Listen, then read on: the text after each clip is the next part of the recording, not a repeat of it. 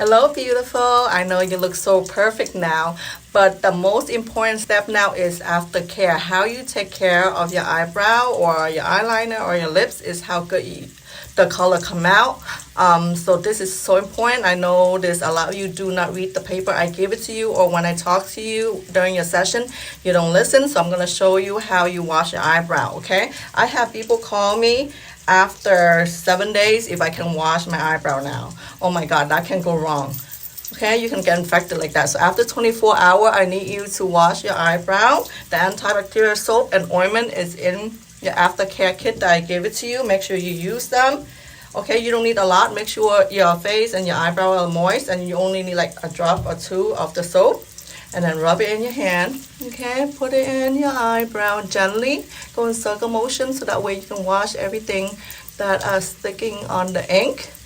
Like, you know, either blood or lymph from your skin. Water, and make sure it washed, and do not soak it too long. Okay, remember how nice the color come out is how you take care of it, okay? I am not responsible how you take care of it. You sign the consent form, you understand everything I said, okay? And now it's your job to take care of your eyebrow.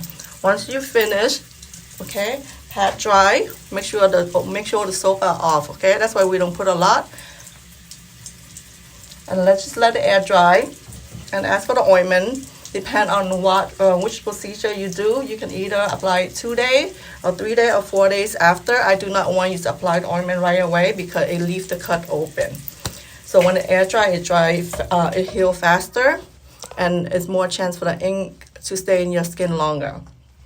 Okay, so that's all you need to do. If you have any question, you can give me a call, 212-844-9126. See you soon. Bye.